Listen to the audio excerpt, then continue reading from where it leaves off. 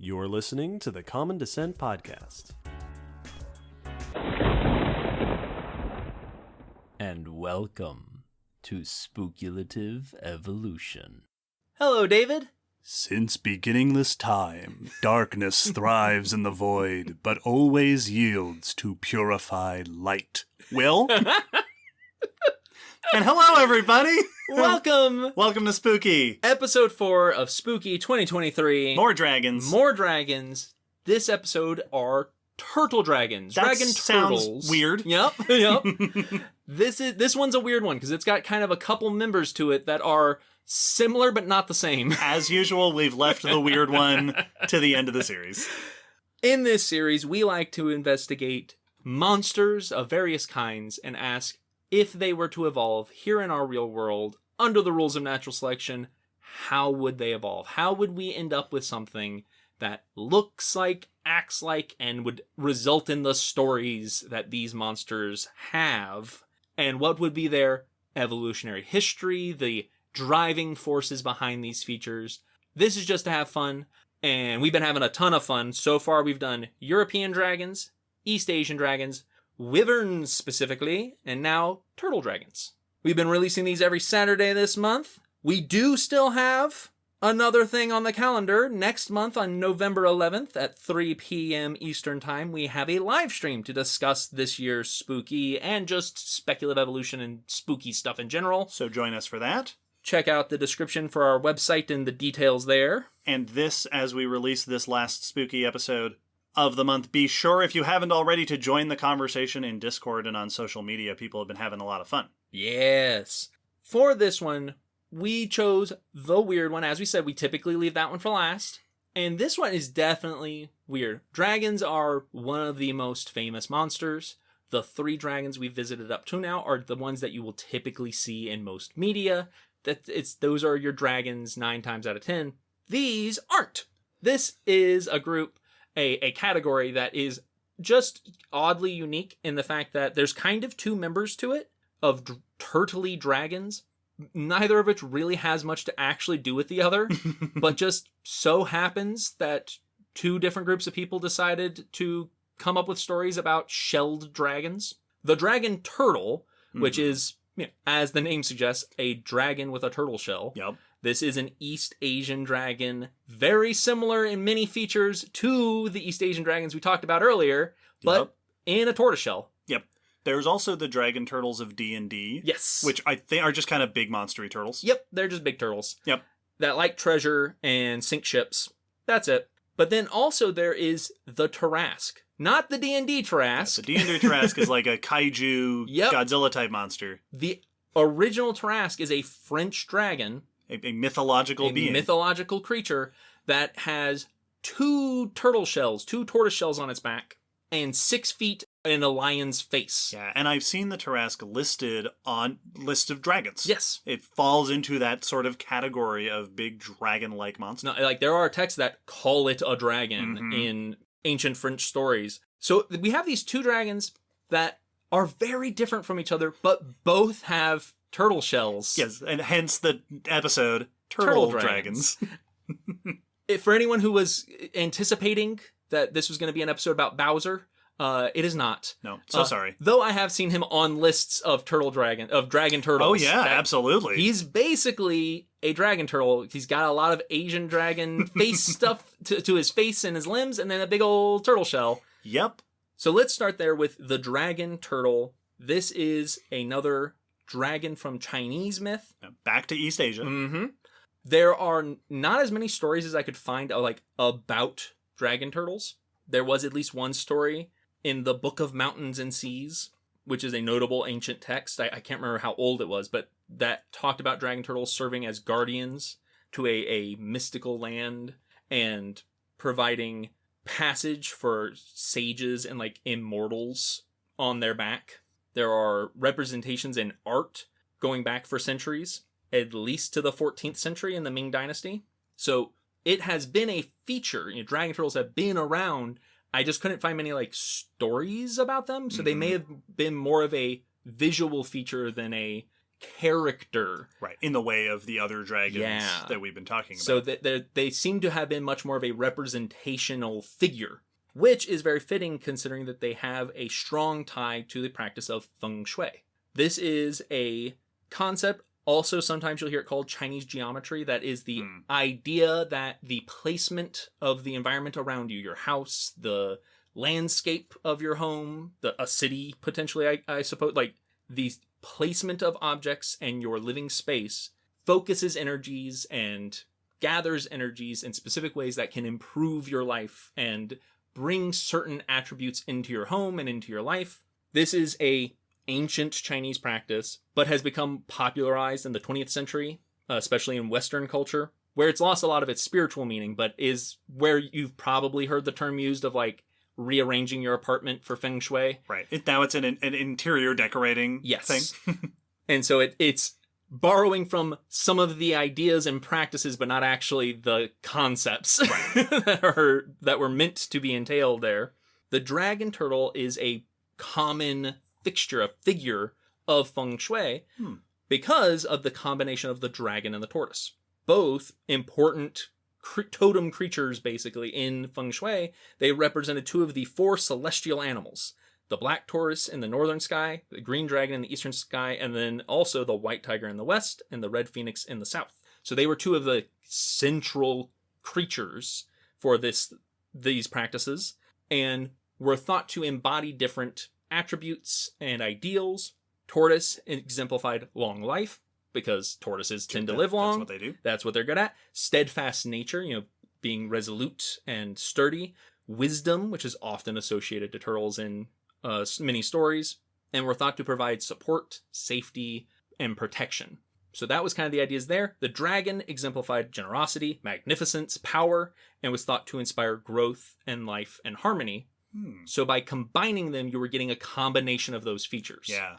And typically, these included varying things depending on which source you look at and in which way the dragon turtle was presented.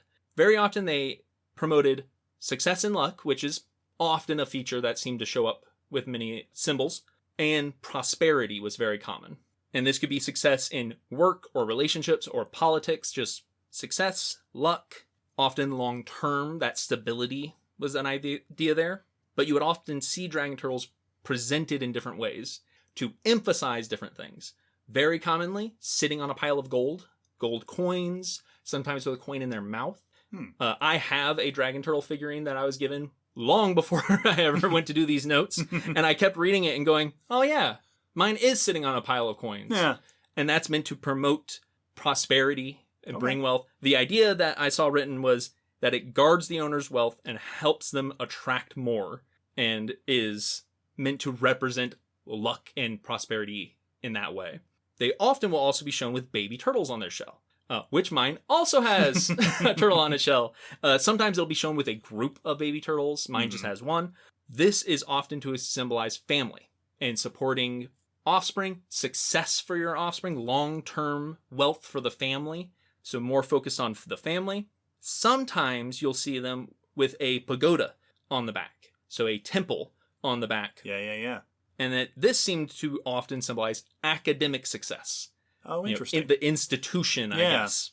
And then also there were things with where you put them in the house means different things. Putting it in your office or by the door or by a window have different effects. But this is a very, very common character in feng shui practices.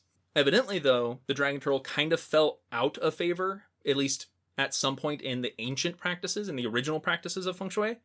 The only thing I found was saying that people just didn't think it was feasible to harness the power of a huge, mighty reptile. And that, the stories of riding on their back just didn't click. Fell out of fashion. Yeah, it just was like, but that, A, how could you wrangle something like that? B, that seems like a bad idea, is basically what it seemed. Interesting. What they were saying.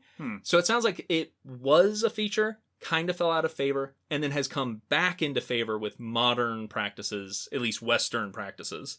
So I don't know how many of those meanings are still held in more traditional practices, but when you look up dragon turtle, these are the things that you'll typically see come up, is usually feng shui websites. And so because of that, there's not actually a lot about their personality, their behavior. Again, different from our previous dragons. They definitely seem to have a protective, and they were protecting that mystic land, portraying holding up and supporting things, which is a common giant turtle, giant tortoise mythos in human cultures, of things being on the back. The world turtle. Yes, exactly. So they've definitely got some connections there. But otherwise, it's just a turtle, but the face is an East Asian dragon. Yeah. It's got the beard, the horns, the mustache, all of that stuff going on for it. And I guess you could say dragon-like feet, but also just clawed feet are turtle feet. Right, reptile feet. Yep. Yep. And I think I've seen some before that have more of a notable, like, floofy furred tail, and then other times just a turtle tail. And so I'm not sure if there's any consistency one way or the other typically that way. I couldn't find it mentioned, but I know I've seen ones before that have a more dragony war turtle tail. Yeah, I was about to say we're going a little more Squirtle war turtle there. And so I don't know if there's an actual history of that, or if that's just an artistic decision that sometimes people take. And so that's mostly it for the dragon turtle, other than like the D&D dragon turtle, which is basically just a big sea turtle with big monster turtle, angry attitude. And same with Bowser, just not sea and with fire added, and a dislike of one particular Italian. The Tarrasque is a very different creature. Yes. With many more descriptive features. This one is described in much more detail, but is very much, for more or less, a singular mythical creature. This is like the Hydra that we've discussed before. It's gone through variation and it has various tales to it, but mostly it is the Tarrasque. This is a French mythical creature. Its origins go back quite a ways, likely to pre-Christian Celtic times and practices. There is at least one, I think it was a statue or figurine unearthed at a dig site that is known as the Tarrasque of Novus, from a village that was once called Tarascanet. So there's some evidence that goes back quite a bit. The statue was sharp-toothed. It was made out of ceramic, had a scaly back, and it was crunching on a human arm in its mouth. That's in quotes. Huh. So the monster goes back quite a ways. The legend that it is famous for dates back to at least the early to late 12th century. It is recorded in multiple texts and slightly different versions of typically the story of Saint Martha and the Tarrasque. It's kind of like Saint George the Dragon Slayer. It's got that sort of vibe to it. Saint Martha and the Tarrasque is a story that has been retold with slight variations. The most famous is in The Golden Legend. In this tale, the Tarrasque inhabits the forest of an area around a town now known as Tarascon. It lurks in the rivers and waterways, attacking people that try to cross it, sinking their boats. In these early descriptions, it was described as a dragon. So it was called a dragon. That makes it onto the list. Yep. Half animal and half fish. Oh, man. The weirdest of combinations. Thicker than an ox, longer than a horse. Okay. With sword-like teeth.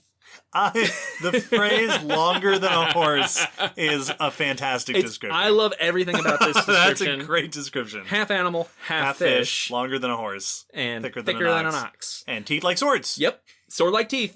We got that one. Is a nice classic one.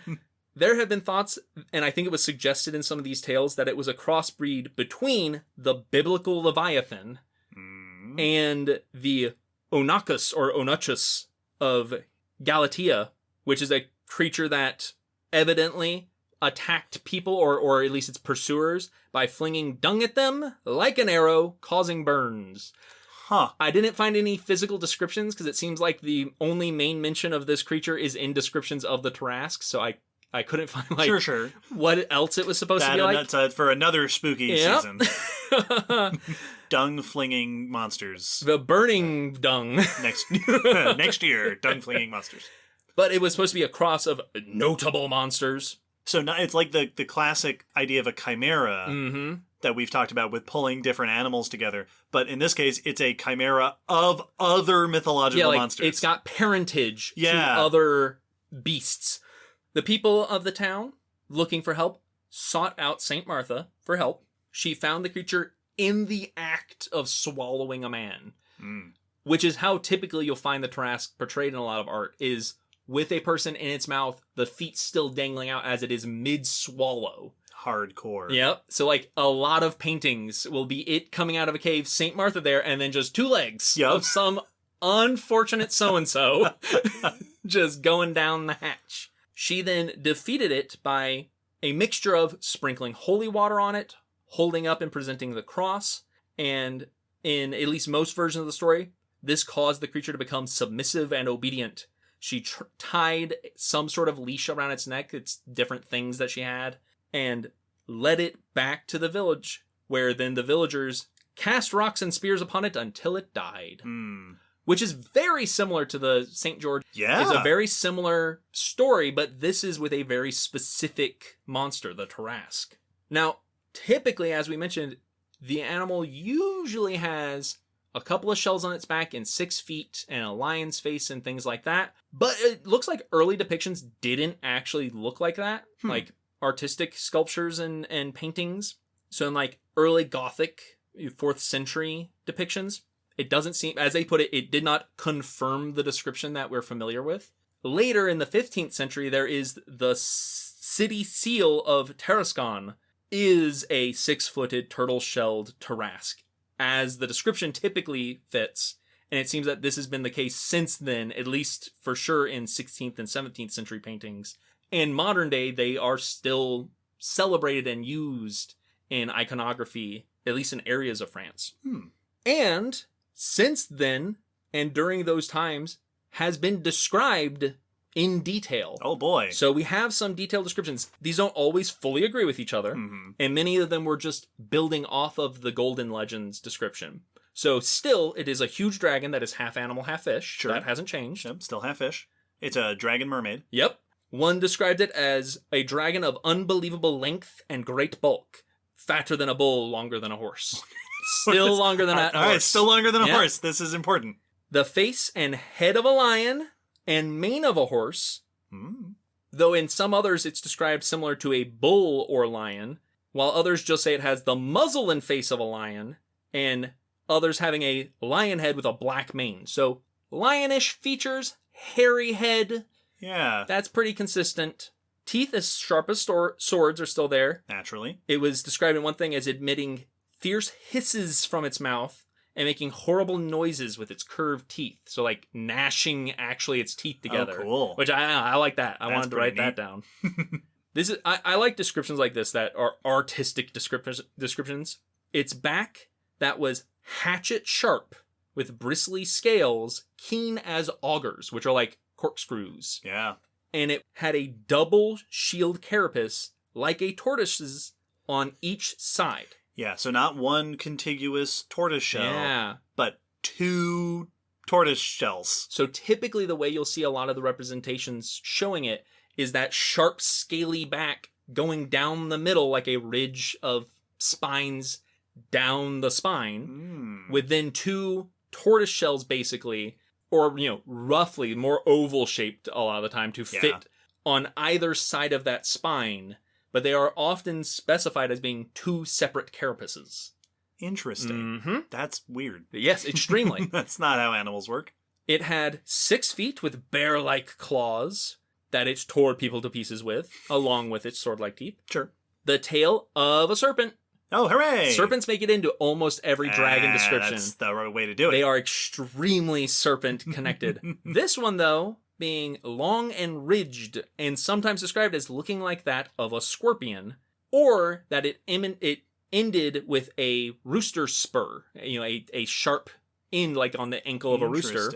Sometimes saying it had an arrowhead shape, and I saw one that noted that with that scorpion description, some more recent things have taken it fully to mean it had a sting. Yeah. So now we're taught. Now it's like the wyvern that we discussed. It breathed out poisonous fumes. Sure, classic. Often shot from the nostrils. And in one description, shot sulfurous flames from its eyes. Oh. Which many have interpreted to likely be metaphorical and mean like it had a sulfurous glare.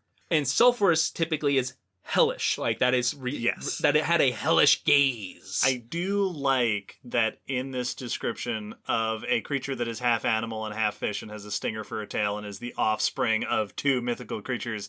The flames from the eyes, they went, that's probably a metaphor. That's probably that part's probably artistic. That's not literal. Yeah. Let's not be silly. This is the Tarrasque, and as I said, is still a big deal today.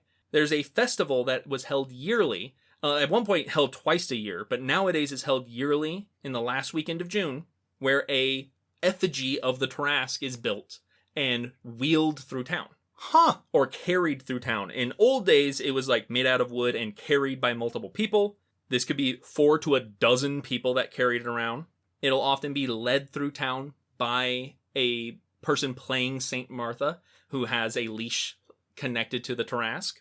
This started in 1474 in Tarascon during Pentecost and has changed over time. You know, the amount of celebrations that have happened, but still is held today.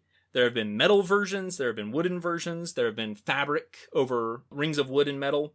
Often there's a person in there that can manipulate the head, so it's got a lot of similarity to the dragon dancing puppet of the East Asian dragons. Yeah. There are similar practices and festivals in Spain, the Tarrasca, and you can find YouTube videos of the Tarrasque being wheeled through town. One of the cool things about Spook-E is that we're talking about like cultural myths sometimes. And especially with stuff like this, it's fun to think that, there may be people listening who are like, I've been to that festival. Yeah. If you've been to the Tarrasque Festival, yes, please. let us know. That's awesome. I would love pictures or stories. Yeah. And like, I've seen a couple pictures of, at least recent Tarrasque, because nowadays it's a cart instead of being carried fully on. It's on wheels that can be wheeled around. And it looks like the old, like it's not been moderned or Hollywooded up like a lot of other dragons tend to be. It just looks like the Tarrasque. Straight out of the 1400s. Yeah, it's just the Tarrasque. That's cool. And so the Tarrasque is very interesting because it seems to have been very true to its own legend throughout much of it. It's changed and the description has adjusted, and we don't know for sure how early on it looked like the way we now consider it to look, but it's been kind of the Tarrasque basically the whole time, which is very interesting. It makes it very stable as far as a monster goes. Yeah. Which also makes me incredibly curious how then that got taken to inspire the D&D Tarrasque, which basically has none of those features. Yeah. Like, the D&D Tarrasque doesn't... monster. It's a big monster. It's spiky. It's sometimes armored and sometimes described as being, like, shelled on the back. Mm-hmm. But it's just a big kaiju monster with horns that wakes up and destroys stuff. So I'd be very interested to know, did the name just sound good? It could just be the name. It could just be, big monster, and then we'll make up the rest. Exactly. But I'd wonder if there are, I didn't find anything when I did my first search of like, are there early versions or like... Right, like first edition where it's like of the Tarrasque. The earliest owlbear was just a upright furry monster. Yep. So those are our turtley dragons, and from here we can start talking about how we might get a shell dragon. But first, our magic disclaimer. As usual. Every episode, when we are dealing with monsters, it is good to remember that some things they do in the stories just can't be done in the real world. We like to skip over the really supernatural stuff, like shooting flames out of your eyes. So I was very glad that they nipped that in the bud. Already struck that off the list. It's just metaphorical. And look, these two aren't super magic-y. Yeah, so not too much There's to deal with. implied mystic aspects to the dragon turtle, but the Tarrasque, it has poisonous breath, but other than that, really just the 6 feet are the one thing that sets it apart as being unusual. But they don't I did not find superpowers mentioned for either of them. So we're not too in the weeds with the magic disclaimers, how much we have to worry about. And so now, we're kind of also in the interesting situation where we have two fairly distinct monsters. Yeah, we're drawing inspiration from two sources for a dragony creature with a big shell on its back. Now, as usual, starting off with where on our evolutionary tree do we start? We have real-world examples of animals with big armory shells on their backs. Obviously, there's turtles. Yep. That it seems like a very obvious place to start with. Turtles give us the shell. They give us the reptile-y features. They also give us an affinity for water if we wanted to go in that direction. Yes. If we want to pull into the past, we have ankylosaurs. Yes, we do. Which are dinosaurs that have armor all over their bodies with lots of reptile-y features and a horny, spiky face and a long tail. Although I will admit that the more you talked and the more you said, the more I thought glyptodonts. Yeah. Yeah.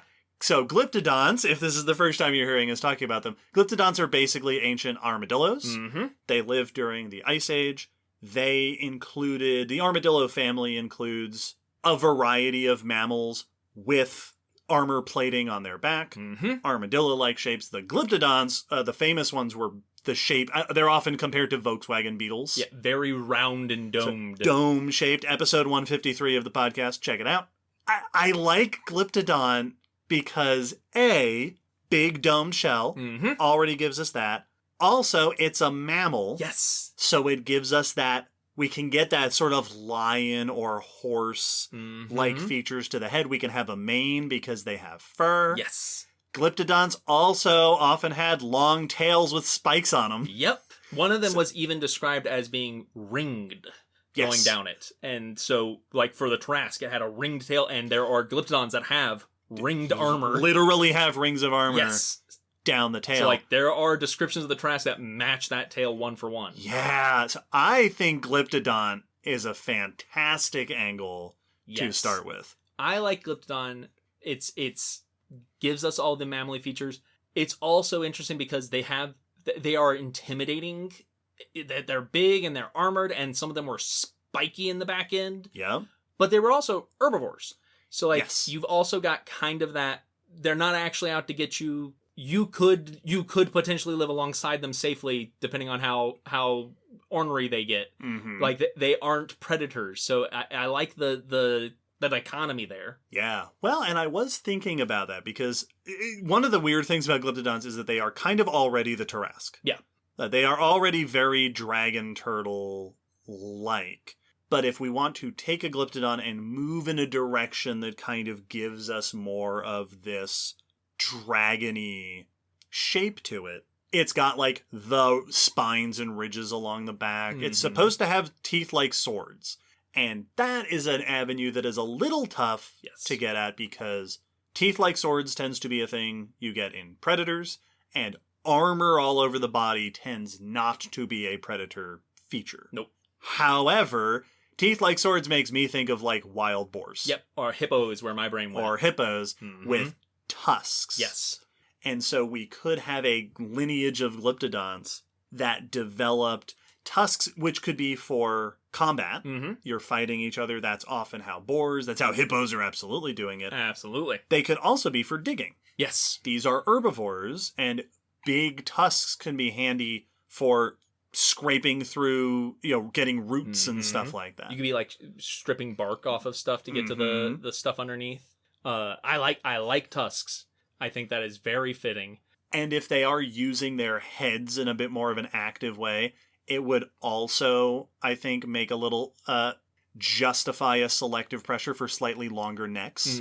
So you could have them have a little bit more of that dragon. With the neck is a little longer so that they can reach out and interact with what they're interacting with. Yes. I like that. I think that is very cool. They've already got, long and spiny tails. The next thing that they don't have, that the Tarrasque at least is described, because like the dragon turtles, typically it is just a normal turtle or tortoiseshell. Yep. Nothing weird about it usually, other than probably being big, but like same actual turtle anatomy underneath and inside.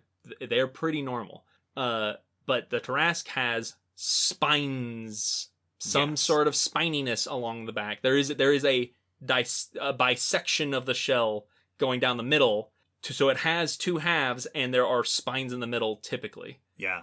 Now you could get there are plenty of turtles that have sort of bumps and ridges along the shell. Yeah, there are ones that have spines down the middle like that. Ankylosaurs. And this is the same structure. Yes. So these armor plates are osteoderms. Yep. So ankylosaurs have turned them into spines and bumps and ridges, and turtles have done it. Absolutely, you could get that with your glyptodont, perhaps for display, to have just, all right, I'm big and spiky, look how cool I am. Or it could be an extra defensive thing. Yes. If perhaps there are particularly large, scary predators in the region, like our other dragons. Yeah, I was about to say, if you have a dragon that tends to come at you in a way that would be best defended by a row of spiny osteoderms down the middle, then that was my thought as well. So yeah, that's definitely feasible. That mostly leaves us with those 6 feet. Yeah, 6 feet is... I was going to just ignore 6 feet. Yeah. That is a hard thing to put on a glyptodon. And I feel like maybe there could be a species or subspecies, that there's... And maybe it's a regional. Maybe it is this species or subspecies in this region that ends up being France. Has a structure that looks like an extra pair of feet or claws. Mm-hmm. Some weird feature of the osteoderms. That most other places, they don't have that, and more just fit a dragon turtle body layout with just 4 feet. Yep. But a group has something. And I was going to suggest so glyptodonts are known from South America. Mm-hmm. They are xenarthrans, so they're in the same group as ground sloths. Armadillos, sloths, a lot of these groups are famously very good at digging. Yes. And there are big burrows that we know from the Ice Age that may belong to ground sloths or similar animals. If our Glyptodon Tarrasque is digging, that gives it the excuse to have bigger claws on the front feet. But also, I wonder if you could have, like, the osteoderms are modified on the side of the body as just a shape that helps as it's moving through tight corridors. Yes. It helps widen out the tunnel or something as it's going through, and maybe it looks like claws. Mm-hmm. Yes. No, I that was exactly what I was thinking, that some protrusion of the osteoderms of the armor has a foot-like structure, and it could be between the two real ones. It could be up front near the head. That maybe this is like, because of the way you fight, you now have this more notable armor around the face, so that you can pull your neck in and have it guarded, and so you have what looks like these two. Oh yeah, that's a paws coming up. Actually, the more we think about it, and because there was also the note about them living in the water. Yes. And we've already related them to hippos. Mm-hmm. They could be sort of spending time in shallow water and being a bit more dynamic and aggressive and competitive like hippos are. And if they're hanging out in the mud, they could also potentially have features for helping them to sort of anchor down. Yes. And sit in the mud and not be moved. Yep. That was the other thought I have was like, that is, they're effectively shell kickstands. Yeah. I like that with the mud, because then that gives you a way to settle in, and now, no one's going to flip you because you have anchors.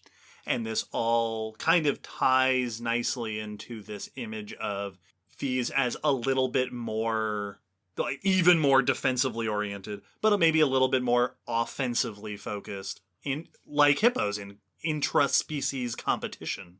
I just had a thought that I think I might love, because I had the moment We'll see how I feel. I'm confident. I had the thought that I'm very much liking where our Tarrasque is going. It does leave the dragon turtle a little I did also have a thought on that. The thought I had is sexual dimorphism. Oh, if we have a less tusky, less spiny, less... so they don't have those projections to keep you from being flipped over by a rival. They don't have a sixth pair, and they're a not third quite pair. as big. Also, this ties directly into what I was going to say, is you had mentioned the mythos of the dragon turtle as being sort of benevolent and protective. We have mammals here, yes, who are great parents. Yep.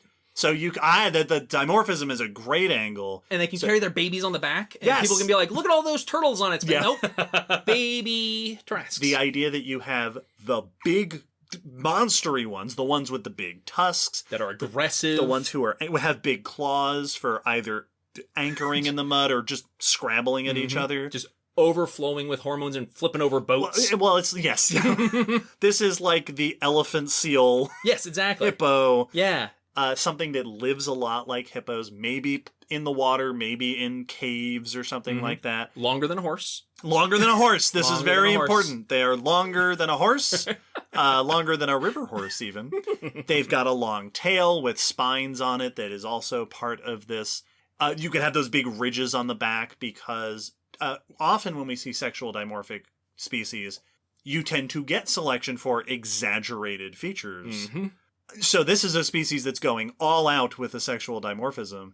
And then the females of the group, and I'm going with males as the big ones, females as the small ones, because that's typically how mammals do it. That could be the other way around. Oh yeah, absolutely. Absolutely could. Mm-hmm. Our smaller dimorphic half, which are far less dramatic, still have sort of dragony faces. They can still have fur. Like they probably have slight tusks, because like a lot of East Asian dragons will have slight tusks coming out. You know, like the Oni mask sort of thing, where it's a little bit of that curved tusk. And they could still have like a little beard because they've got the fur, and they could still have a little mane. Mm-hmm. But they don't have, they just look kind of turtle-y. Yeah, very, very tortoise. I like and that they're the ones guarding the nest, taking care of the young. Well, and especially if we have a thing where that's a brilliant suggestion. I like that. That's really good. And if they have a social setup like elephants, to where it's like 9 times out of 10 when you come across them, it's just females with the young. And then every now and then randomly roaming across. If you come across one by itself, that's probably the others, and you need to steer clear. Because then you could have it to where, like, if you just see a group of dragon turtles, you're fine. Like, you don't want to mess with their babies, but, like, they're not going to likely charge you. Mm-hmm. If you see one sitting in the middle of the river, it is bad news. Maybe go to town tomorrow. Well, and I also like the idea. We talked about them digging with their claws and maybe with their tusks. The image of like some people came across one as like out in the shallow of the water or something, and they're like, "What is that?" And it reared its head up and turned and had like a root in its jaws, and they went, "It's got an arm," and then they ran away. Yep. I do like that. It's a really fun way to take advantage of natural systems that we see very often to give us the sort of peaceful, calm version and the kind of easily described as a monster version. Because, that's a thing that nature actually does. Yes. Yep, absolutely. That's why I went with elephant seals. Because hippos, are a great analogy for that sort of competitive aggression and the big teeth. Elephant seals are a great demonstration of that dramatic sexual dimorphism. That just extreme differences in both size and shape. Where the females are basically seals, and the males are seals doing their best impression of hippos. Yes. Huge with just crazy display structures and super violent in their competitions. Big old teeth. Yeah. That's awesome. Oh, and if the males musked, like if they went through like a rut sort of thing, and they that would make them stinky and Oh yeah, and then they could that's your toxic breath. Yep. Oh, that's awesome. Oh man, I'm glad we found that, because when we started going and I was just describing a glyptodon, I was like, this is already a Tarrasque. Yep. There's nowhere to go. Yep. We've already done it. And done. Record time. Excellent. Everybody, join us next year. That's awesome. I really like our, and that also makes it, in comparison to all of our dragons, a much more recent evolutionary innovation. It does raise the question that doesn't, it's not a huge deal. Glyptodons are from South America. Yes. So and there were some that made it up into in North America, southern North America. They got into Central America and like the very southern portions. It's possible that they could have gotten up to North America during the Great American Interchange, and then made it all the way across the land bridge that connected to Asia, and then all the way into Europe to get to France. Is it likely? Maybe. Lots of mammals made that trip. Bison, kind of came the opposite direction. Yeah. They don't have to make it to France.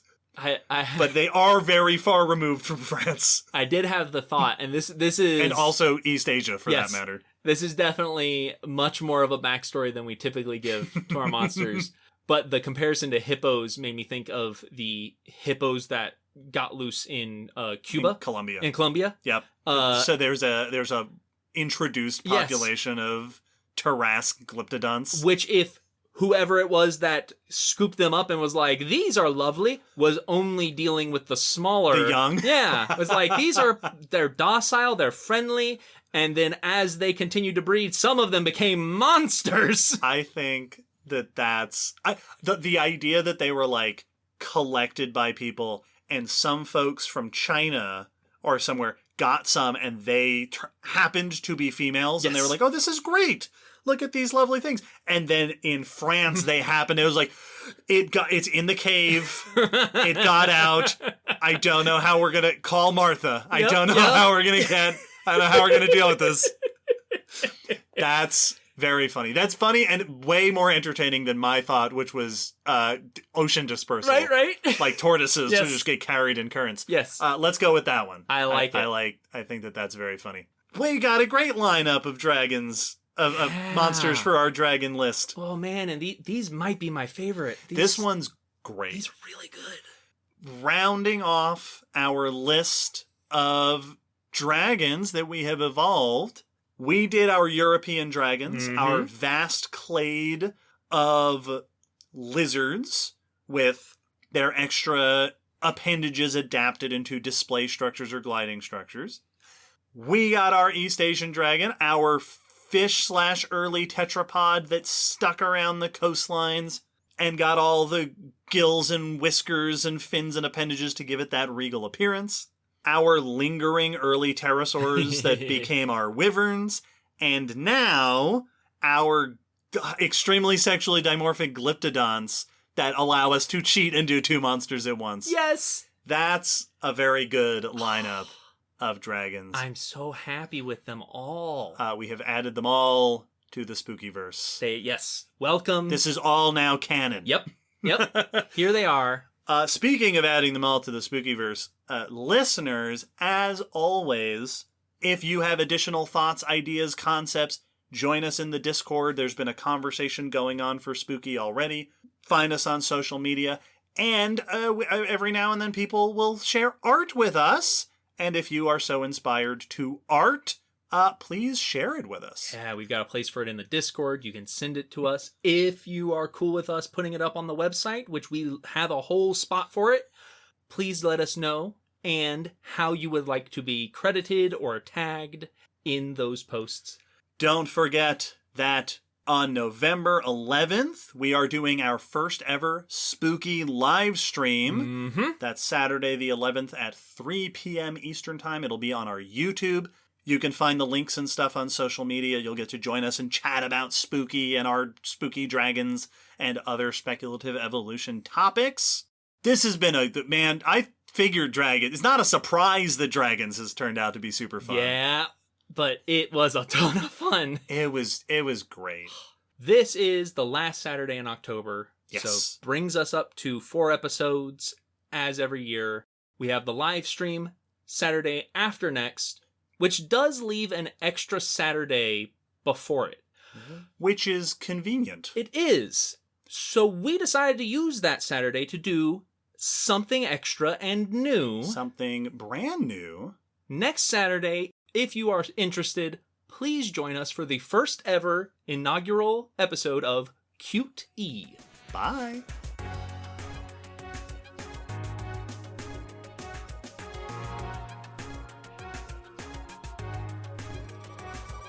Thanks for listening to the Common Descent podcast. You can follow us on Facebook, Twitter, YouTube, and check our WordPress blog for pictures and links after each episode. Huge thanks to our patrons whose support helps keep this podcast running and who get access to bonus goodies on Patreon.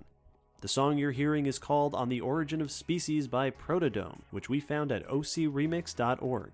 Thanks again for listening. We hope you'll join us next time.